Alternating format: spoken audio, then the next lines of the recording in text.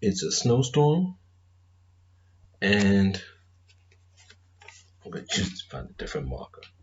It's a snowstorm, and but everything is still working. We still have power, and so on and so forth. Got a real bad blizzard in New York City. I'm pretty sure trains are down, city shut down. Going to be continuing to read Teachings of the Buddha. We need this kind of stuff. We need something to keep our mind clear, to give us some focus so we can function in the middle of the madness. Because in this society, at least in this city, it's madness. And I've been to South Carolina in November, more madness. And I know someone who's in Detroit, madness. So there's madness in this country, and insanity in this country, as far as public policy. Wakefulness. Wakefulness is the way to life. The fool sleeps as if he were already dead, but the master is awake and he lives forever. He watches, he is clear.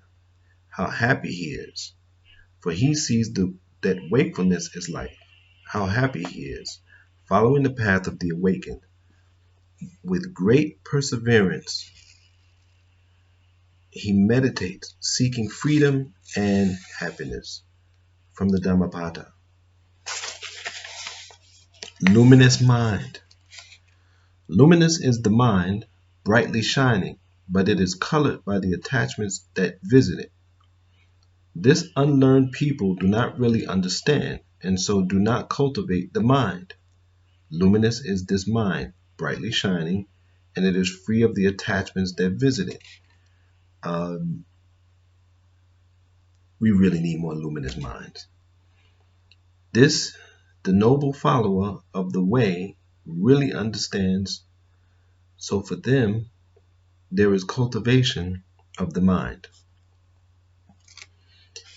The sage. A person of wisdom should be truthful, without arrogance, without deceit, not slanderous, and not hateful. The wise person should go beyond the evil of greed and miserliness.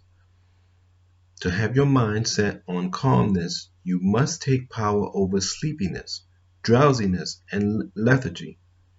There is no place for laziness and no recourse to pride.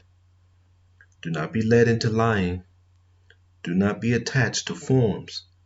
You must throw all pride and fear along without violence.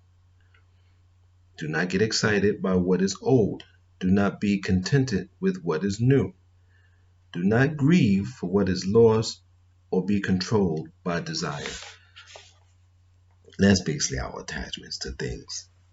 We all need certain things to function in this society. We all have a lot of tools. We all have a lot of technology. But we have to understand that those things are just tools. That's all they are. Money is just a means to give us the basics. And they're only the means because we've decided or allowed them to be the means. The way we physically structure our society doesn't have to be the way it is. Do it in a lot of different ways. Dhammapada. We are what we think. Say that again. We are what we think. All that we are arises with our thoughts. With our thoughts, we make the world. Speak or act with an impure mind, and trouble will follow you, as the wheels follows the ox that draws the cart. We are what we think. All that we are arises with our thoughts. With our thoughts, we make the world. Speak or act with a pure mind, and happiness will follow you, as your shadow unshakable. How can a troubled mind understand the way? Your worst enemy cannot harm you, as much as your own thoughts unguarded. You always get destroyed from within. And that goes for people and, of course, communities and societies. But once mastered, no one can help you as much, not even your father or your mother. Let's do one more. The Metta Sutta. This is the work of those who are skilled and peaceful, who seek the good. May they be able and upright, straightforward, of gentle speech, and not proud. May they be content and easily supported, unburdened, with their senses calmed. May they be wise, not arrogant, and without desire for the possessions of others. May they do nothing mean or that the wise would reprove. May all beings be happy. May they live in safety and joy. All living beings, whether weak or strong, tall, stout, average or short, seen or unseen, near or distant, born or to be born, may they all be happy.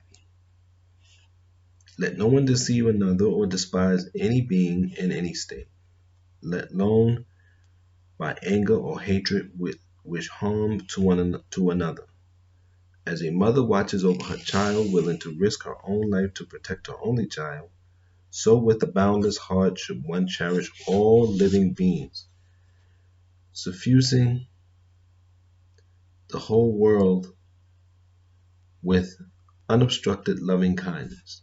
Standing or walking, sitting or lying down during all one's waking hours, may one remain mindful of this heart and this way of living that is the best in the world, unattached to speculations, views, and sense desires, with clear vision, which a person will never be reborn in the cycles of suffering.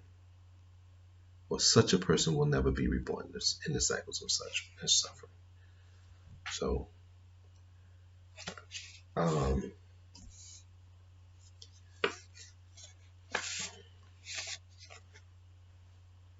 teachings of the Buddha.